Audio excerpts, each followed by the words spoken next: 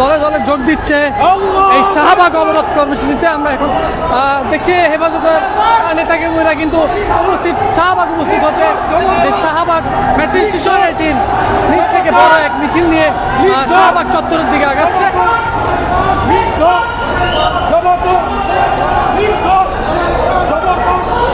league